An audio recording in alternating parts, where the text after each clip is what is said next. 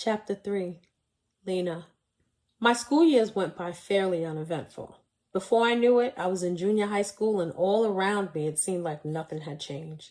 Mama was still living on her knees at the altar and Daddy was slaving at the barbershop. I was at Miss Lily's house every weekend, even though I was more than old enough to be at home by myself. One Wednesday when I got home from school, Mommy left a note on the fridge telling me to go by Miss Lily's when I got home from school. When I got there, Miss Lily wanted to know if I would be interested in riding into New York with her. She was going to visit her sister and she didn't want to travel there alone. Now, even though it was 1992 in the rest of the world, in the backwoods of the South where I lived, it was still 1983 at best. Needless to say, she didn't have to ask me twice. We were leaving on Friday and we would be gone for 8 days. This trip to New York would be the first time I ever traveled out of the South and the longest I had been away from my parents.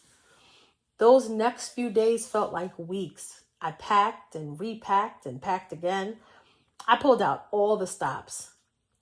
Now, fashionably, I wasn't a superstar, but my parents provided pretty well, so I was sure I would take New York by storm.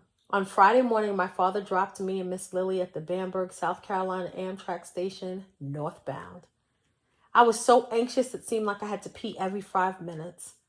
On the way to the bathroom, this older man that looked old enough to be my daddy said, "Damn, little lady, you nice and thick, just like I likes my women's." I looked at that man with the stone face for what was obviously too long because he gave me an awkward smirk and scurried away. As I went into the bathroom, a barrage of thoughts invaded my mind.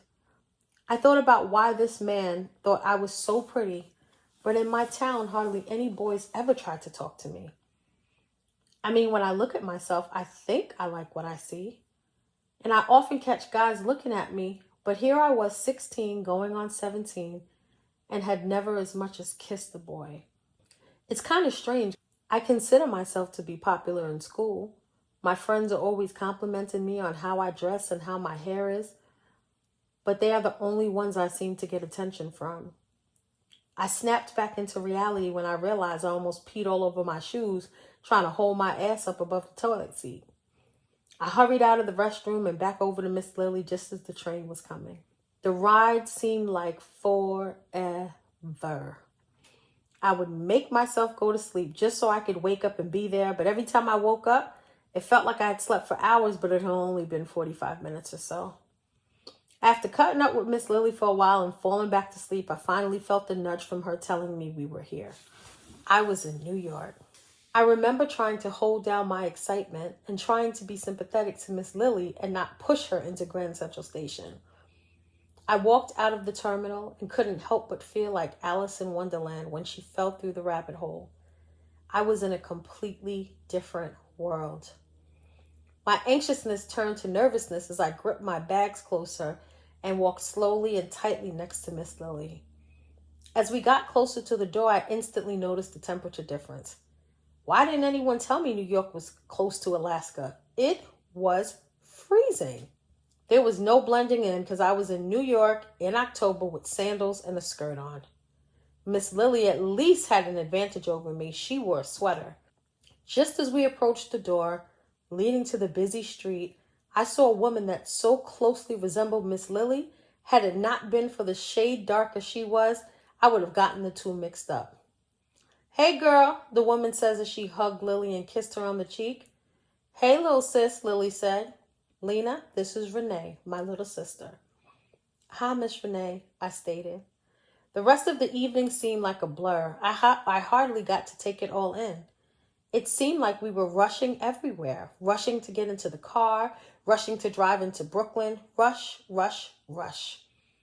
When we finally pulled up in front of the apartment building, I found true amazement. It was 9 p.m. and there were so many people on the street, it looked like it could be the middle of the day. "Miss Renee, did something happen? Why are all these people outside?" "First off, stop calling me Miss Renee. Renee is fine. And second, child, there's always people out here." We walked into what seemed to be a very quaint 2-bedroom apartment. Only Renee and her daughter lived there. "Lina, you're going to share my daughter's room for the next couple of days. There are 2 twin beds in there. I put a few extra blankets on the bed in case you get cold. I wanted to tell her I'd been cold ever since we got off the train. Lina, there's cable TV and a stereo in there, so get comfortable. She didn't have to tell me twice. I was knocked out before my head even hit the pillow. Chapter 4, Angel. The next morning, I decided not to even put on my uniform because I knew I wasn't staying. School days for me were over. If I was going to stay with Scrapper, I was about to get an education on some old different shit. I had stayed up the night before and wrote a letter to Miss Henry outlining a few things.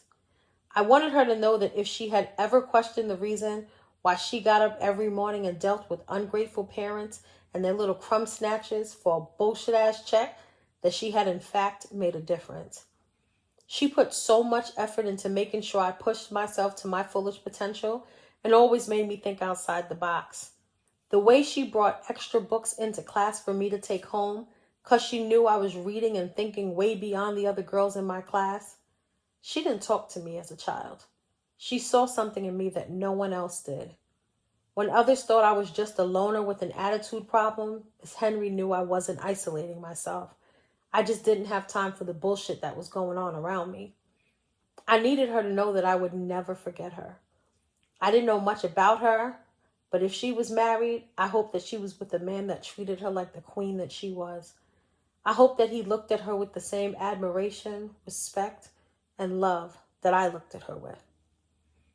I waited until after my English class to come in through the basement and make my way to Miss Henry's class.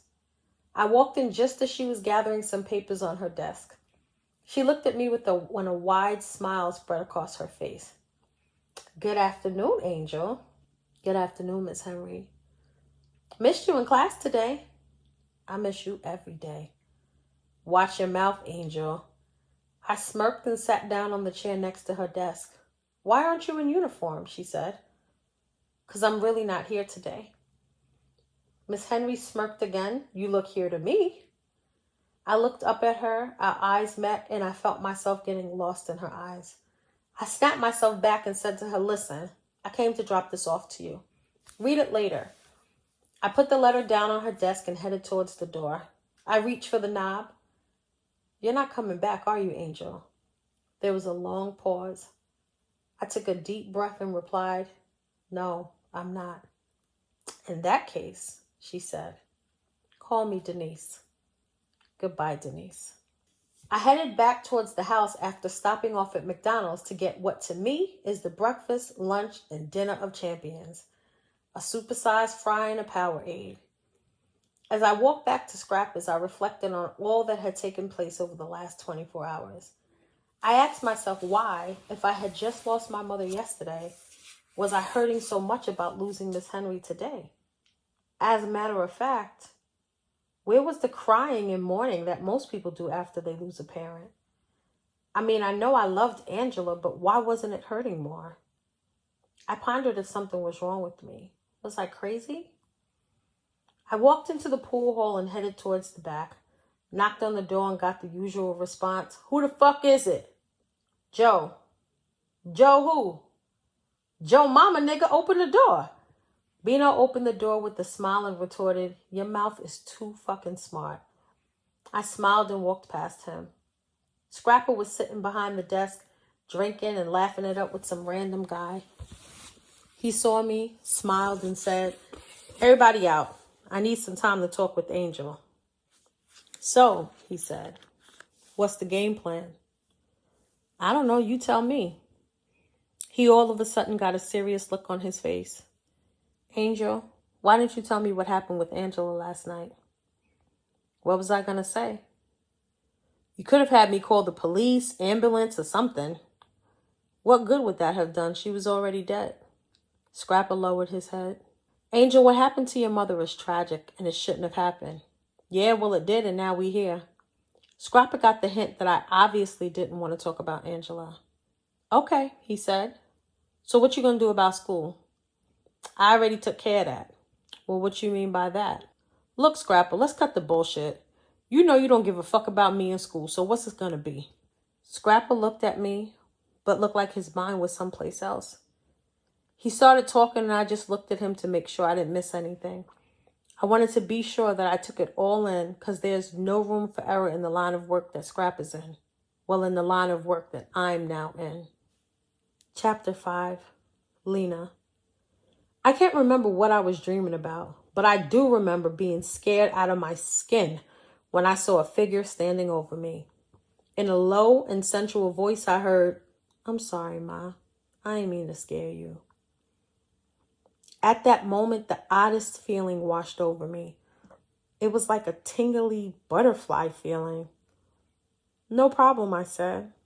"I'm sorry I woke you up. I'm surprised you didn't wake yourself up, all that snoring you was doing." I wasn't sure whether to be embarrassed or offended. Actually, I didn't even know I snored up until that moment. With all that noise, I wonder if I'm going to get any sleep at all. At that moment, I realized that I had no idea who this person was and that they were going to be sleeping in the same room as me.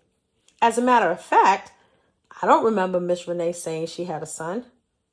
"Oh, I'm sorry, sir. I didn't catch your name." There was a slight chuckle from within the dark, and that deep and steamy voice simply said, "Trey."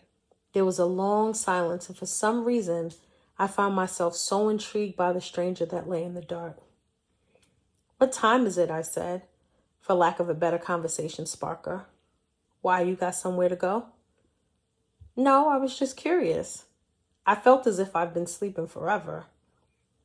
"Well, forever must not be that long for you because it's only 11:30. Do you always have such a smart mouth?" I heard the words slipping out of my mouth, but just couldn't catch them in time. Trey let out a slight chuckle. Then there was silence again. For some reason, I just couldn't get back to sleep. My mind was swirling with questions about Trey. How old was he? What did he look like? What school was he in? What foods did he like? I just couldn't put my mind to rest. I was snapped out of my thoughts when Trey said, "How you liking New York so far?" I almost jumped out of the bed in a rush to answer him. So far, it's amazing. It seems like I could spend a lifetime here and still not see all there is to see. But unfortunately, I'm not here a lifetime, just 1 week. I wish I could stay longer. There's so much I want to see and do. I'm hoping we can get done all that needs to be done so I can really just enjoy the experience. I was about to run my mouth some more when Trey said, "Damn, talk much?" "Okay, I get the point. I won't say anymore." I turned over with an attitude and vowed that all our conversation was over. "I'm sorry, shorty." "What, you mad now?" "Don't be mad. I didn't mean to upset you. I just had a long day. So, tell me, what's the one thing you want to see more than anything on your first trip to New York?" I contemplated ignoring him and then muffled under my breath, "Times Square." "Okay, sweetheart, just call it done." Morning came and I awoke with a sweet smile on my face. I'm almost certain I was dreaming of Trey, but couldn't be sure. To my surprise, Trey wasn't there when I woke up. I wondered if I had dreamt the entire thing for a second. I quickly pushed that out of my mind. I went into my suitcase to see what I would wear for my Times Square adventure today. I really wanted to make an impression on Trey. I knew I couldn't compete with the interesting styles and colors that I saw in New York, but I thought I'd give it a try. After trying on every article of clothing in my suitcase multiple times, I came to the decision that I hate every article of clothing I owned. In a state of defeat, I threw on a multicolored sundress and some sandals. I walked into the kitchen and saw Miss Renee sitting at the breakfast table. "Good morning." "Hey, child, how you sleep?"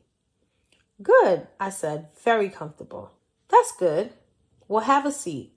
Trey just went down to the store to grab us some milk. There's cereal in the cabinet. When Trey gets back with the milk, help yourself." Just then, the front door opened and slammed. "Trey!" Miss Renee called out. "Yeah," that silky bedroom voice called out. I found myself flustered and filled with nervous excitement at the oncoming meeting of Trey face to face. I closed my eyes, inhaled deep, and waited for my Prince Charming to walk through the door. "Ma, they were out of gallons, so I got a half." I opened my eyes and my heart stopped. My prince is a princess. Trey, though having many masculine movements, was definitely a girl. I couldn't speak.